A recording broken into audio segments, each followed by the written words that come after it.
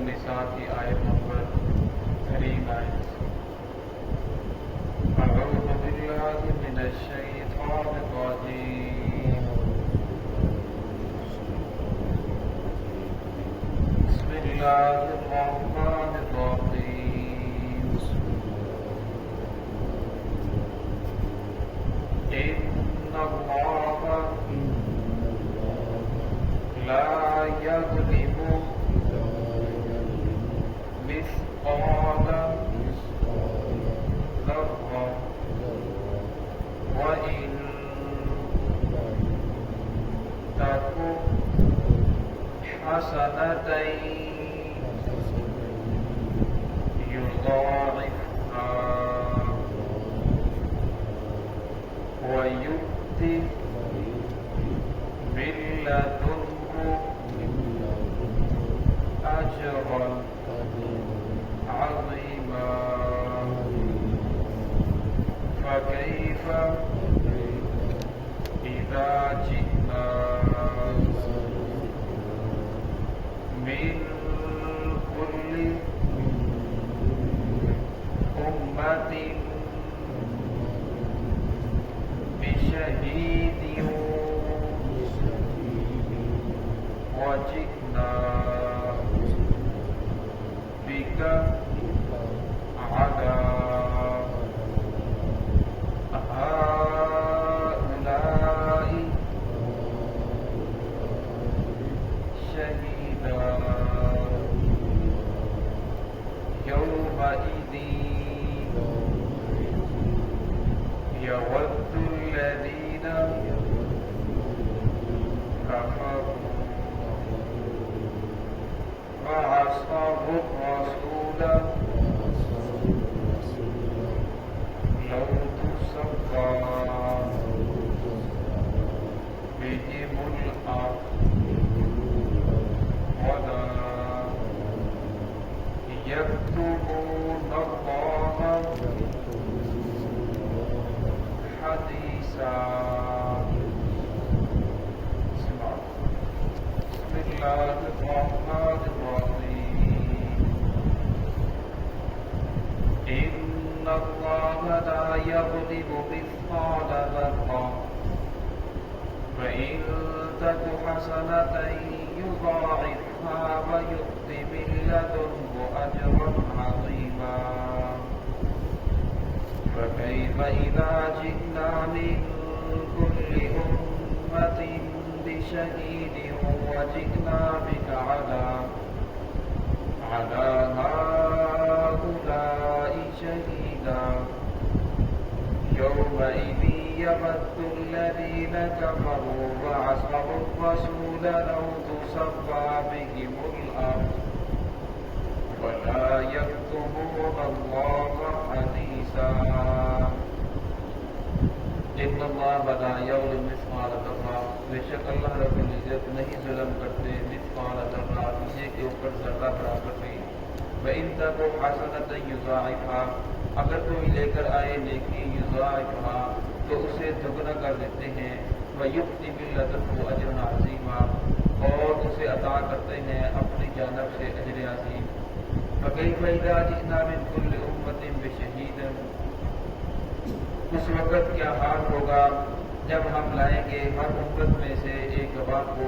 وَجِئْنَا بِكَ عَلَىٰ هَٰؤُلَاءِ شَهِيدًا، اور ہم لائیں گے آپ صلی اللہ علیہ وسلم کو ان پر گواہ۔ یومئذ یود الذین کفروا، اس دن پسند کریں گے، تمنا کریں گے وہ لوگ جو کافر ہیں، وعصوا الرسول، اور جنہوں نے رسول اللہ صلی اللہ علیہ وسلم کی نافرمانی کی، لو تسوى بهم الارض، کہ کاش ان کے لیے زمین برابر کر دی جائے۔ ولا یکتمون اللہ حدیثا، لیکن وہ اللہ رب العزت سے کچھ بھی چھپا نہیں سکیں گے۔ اس پہلی آیت کے اندر اللہ رب العزت نے فرمایا کہ اللہ رب العزت کسی کا حق نہیں مارتے، کسی کے حق کے اوپر ذرہ برابر بھی ظلم نہیں کرتے۔ اگر کسی نے ذرہ برابر نیکی کی ہے، ذرہ کہتے ہیں کہ جو زرد رنگ کی چوٹی ہوتی ہے عربی کے اندر، اسے بھی ذرہ کہا جاتا ہے۔ روشن دان سے روشنی آ رہی ہو تو چھوٹے چھوٹے ذرات اڑتے ہوئے دکھائی دیتے ہیں، تو عربی کے اندر انہیں بھی ذرہ کہا جاتا ہے۔ تو عرب کے اندر جب کسی چیز کی قلت کو بیان کیا جاتا تو اس کو ذرے کے ساتھ تشبیہ دی جاتی. تو یہاں بھی اللہ رب نے فرمایا کہ اللہ رب العزت کسی کے اوپر ذرہ برابر ظلم نہیں کرتے, کسی کا ذرہ برابر بھی حق نہیں مارتے کہ کسی آدمی نے گناہ چھوٹا کیے ہو اس کے نامہ اعمال کے اندر بڑا لکھ دیا جائے, یا ایک گناہ کیے ہو فرشتوں نے 2 گناہ لکھ دیے جائے. ایسا نہیں ہو سکتا. آپ فرمایا ان تک حسنہ, اگر کسی نے ذرہ برابر نیکی کی ہوگی یضاعفھا, فرمایا اللہ رب العزت اسے بڑھا دیں گے, دگنا کر دیں گے. فیؤتی من لدنہ اجرا عظیما, اور فرمایا اسے اپنی جانب سے اجر عظیم عطا فرمائیں گے. ابو ہریرہ رضی اللہ عنہ سے روایت ہے, فرماتے ہیں کہ جسے اللہ رب العزت خود عظیم کہے وہ کتنا زیادہ عظیم ہوگا, وہ کتنا زیادہ ہوگا. فرمایا اللہ رب العزت خود عظیم فرما رہی ہے. حدیث پاک اندر آتا ہے کہ انسان ایک نیکی کرے, قرآن پاک کی آیت بھی ہے من جاء بالحسنۃ فلہ عشر امثالھا, جو ایک نیکی کرے اللہ رب العزت ایک نیکی کے بدلے میں اس آدمی کو 10 نیکیاں عطا فرمائیں گے. فرمایا نیکی ایک ہی, لیکن اللہ رب العزت اس کے نامہ اعمال کے اندر 10 نیکی لکھیں گے کہ اس آدمی کو 10 نیکیوں کا اجر دیا جائے گا. اسی طرح فرمایا جو انسان کسی کو السلام علیکم کہتا ہے, السلام علیکم کہنے والے کو 10 نیکیاں ملیں گی. آگے سننے والے والی کو سلام کہتا ہے تو اسے بھی 10 نیکی ملے گی. اگر وہ ساتھ رحمت و رحمت اللہ بھی کہتا ہے تو اسے 20 نیکی ملے گی. وبرکاتہ کہتا ہے 30 نیکی ملے گی. اور مسجد کی طرف آ رہا ہے ایک قدم کے اوپر اللہ رب العزت 10 نیکیاں عطا فرمائیں گے. اور اسی طرح اس کے ایک گناہ معاف فرمائیں گے, ایک درجہ بلند کریں گے. لیکن فرمایا اگر مسجد کی طرف آتے ہوئے وہ یہ نیت کر لے کہ وہاں جا کر میں قرآن پاک پڑھوں گا, قرآن پاک سیکھوں گا, قرآن پاک کی آیت کو یاد کروں گا, پھر وہ فی سبیل اللہ کی مدد کے اندر آ جائے گا. اسے ہر قدم کے اوپر اللہ رب العزت سانس و نیکی عطا فرمائیں گے.